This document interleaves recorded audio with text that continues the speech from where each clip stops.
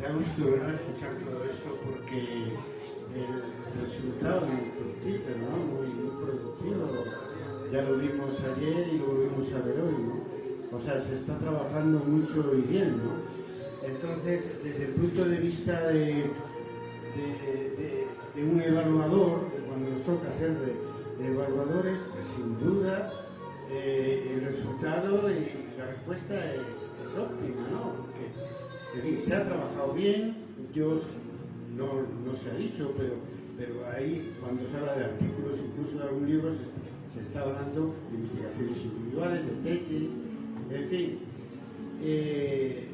Yo prefiero, por lo tanto, no hablar tanto del tema ese como hablar de qué conocimiento histórico nuevo se genera. Pero antes de entrar en eso, alguna pregunta. Por ejemplo, lo que vosotros llamáis programa, para nosotros son proyectos de investigación, que ahora en España están prácticamente desaparecidos por las políticas de austeridad que golpean de una manera dramática a la universidad. Allí, de todas maneras, cuando había proyectos, todavía quedan algunos, cuando terminaba el proyecto, para su renovación había que hacer una memoria y eso no se exponía públicamente, simplemente entraba dentro de la burocracia de las agencias de evaluación y una vez se preguntaba si alguien lo leía. Sin embargo, vosotros los ponéis en público. Yo no sé si eso es obligatorio o es algo que se hace aquí, en la escuela de historia, me pregunto yo, porque allí esto no se hace. Por lo menos lo que yo conozco, eso de exponer el balance de un proyecto de investigación, en este caso de un programa, como decía vosotros, no se hace. Sea por obligación legal, sea por iniciativa vuestra, pues es sumamente loable, porque no solo los participantes de cada programa, sino todos pueden intervenir y pueden ver el interés para adherirse. Esa es la pregunta. Y después el tema de qué conocimiento se crea. Yo creo que es conocimiento nuevo, sí, pero también es conocimiento fragmentado, ¿no? Y eso no es una crítica a vuestros programas, es una autocrítica de toda la academia, ¿no? Que nos la tenemos que hacer continuamente, y no solo en el campo de los historiadores, sino en todos los campos, ¿no? Porque generalmente se huye del debate sobre la fragmentación y la superespecialización. Se huye de él porque en parte no se tiene la solución, o la solución se ve difícil. ¿Y eso por qué? Porque la fragmentación y la especialización es consecuencia del crecimiento de las disciplinas. Pero claro, muchas veces lo que tenemos es un crecimiento bibliográfico y sabemos cada vez más de menos, pero uno se pregunta, bueno, ¿y qué hay de nuevo más allá de los fragmentos? Más allá del detalle que está detrás, o de la cata, como dicen los arqueólogos, que se hace aquí y allá, en un sitio arqueológico. ¿Qué hay de nuevo? Y ahí volvemos al tema que en parte es dramático, no afecta a la vida académica, porque los evaluadores, comprendes, les da igual, quieren una publicación, quieren artículos y quieren libros, pero nos afecta a nosotros como profesionales de la historia, en el sentido de decir, bueno, sabemos más de menos, pero ¿cuánto sabemos del conjunto de las cosas? Es decir, los árboles nos están impidiendo ver el bosque.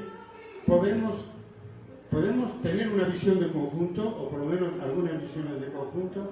Yo vuelvo a lo que decíamos ayer, fundamentalmente, que hay que reintroducir el concepto de global y globalidad en las investigaciones de base.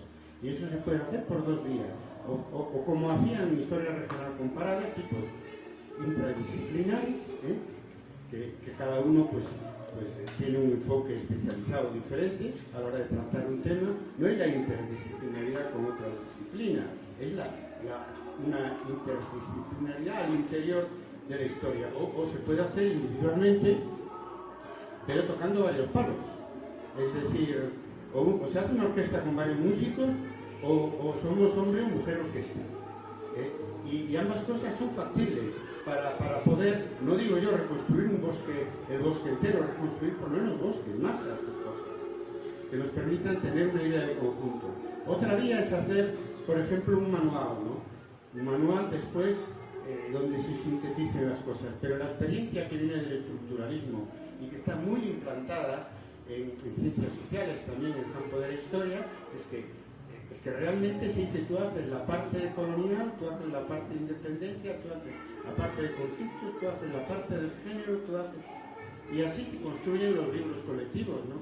Incluso los manuales para la enseñanza, donde lo geográfico, lo económico, lo social, lo político, lo cultural, y a veces cuando existe lo mental, pues aparece como cosas separadas, ¿no?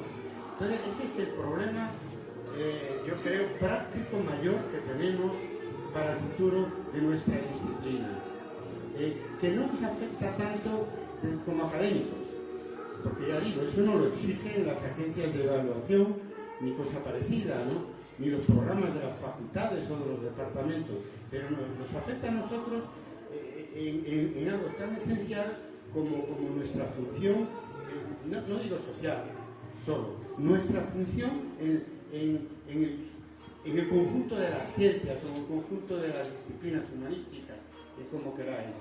¿Y cómo lo resolvemos? Reintroduciendo el concepto lo decíamos ayer, desaparecido de historia total, como concepto de historia global, que está de alguna manera latente. Por ejemplo, me fijé más en el programa primero, ¿no?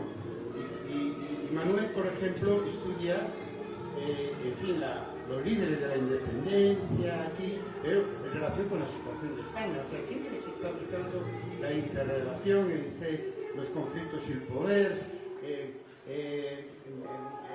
es decir, la Iglesia y la política, por el lado de Carmela, de alguna manera se hace espontáneamente.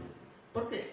Porque para decir algo nuevo hay que mezclar enfoques, no vale cortar un trozo de la realidad y estudiarlo separadamente, simplemente que hay que hacerlo de manera más consciente, reintroducir el concepto de global y globalidad en los programas de investigación de una manera clara, ¿no? Y además, entre otras cosas, porque el simple cambio de temático especializado se agota. Porque ahora decís, bueno, yo por ejemplo estaba en el primer programa pensando, claro, falta la óptica de género, claro, bueno, falta eso. Entonces, en el programa que expuso David, también, bueno, falta el siglo XIX, bueno, falta la historia de los conceptos, falta esto y lo otro. Bueno, pero eso se agota, ¿eh? Eso se agota.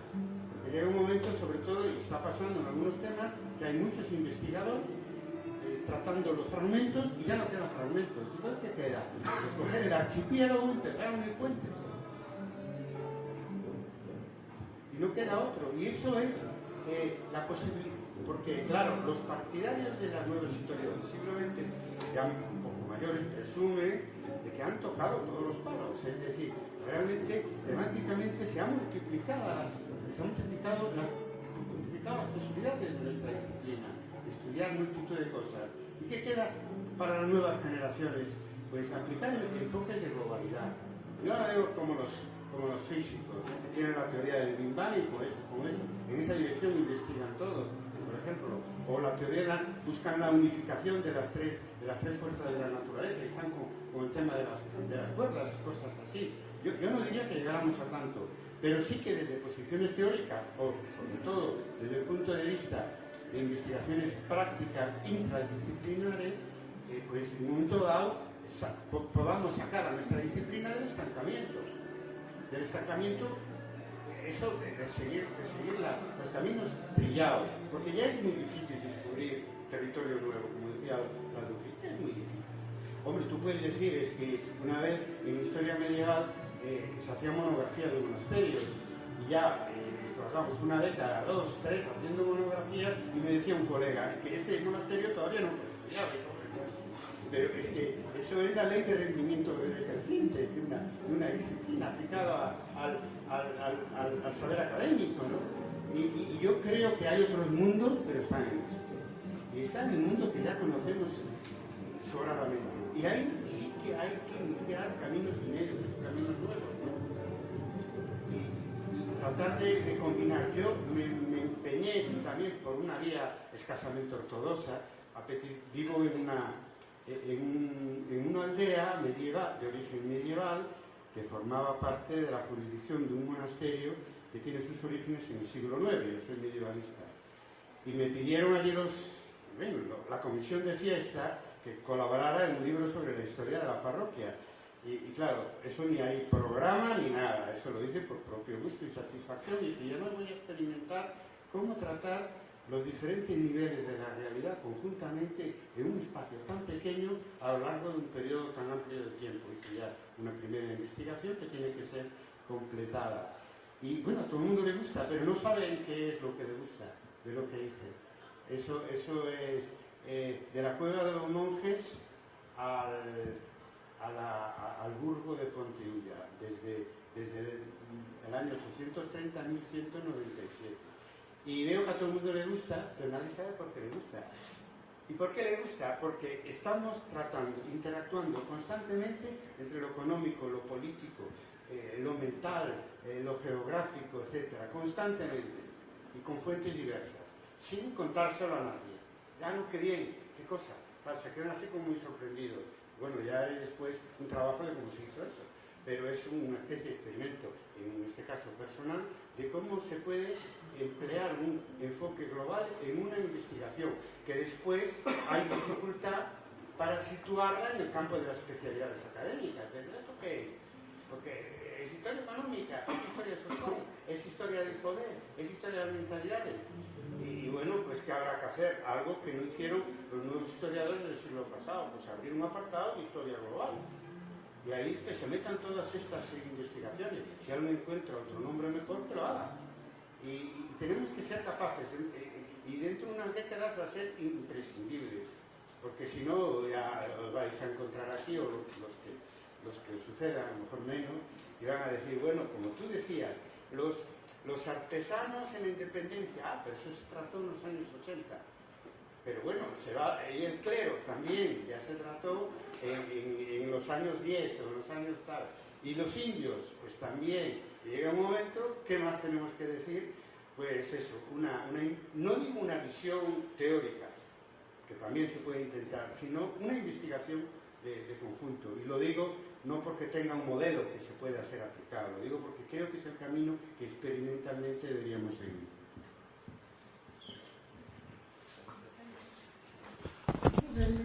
Más que tenemos que difundir eso y que tenemos que crear síntesis, etcétera, ¿verdad?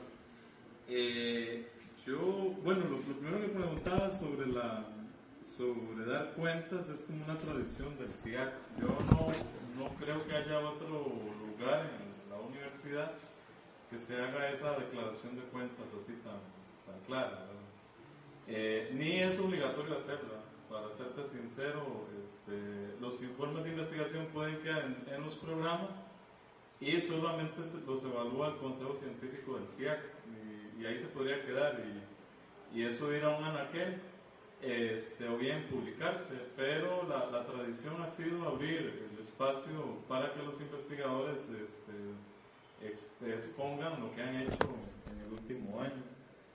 Y bueno, sobre lo otro, yo creo que sí, la historia global promete ser un campo, bueno, y ya ha dado muchísimos resultados, ¿verdad? En ese sentido, un campo en el que se puede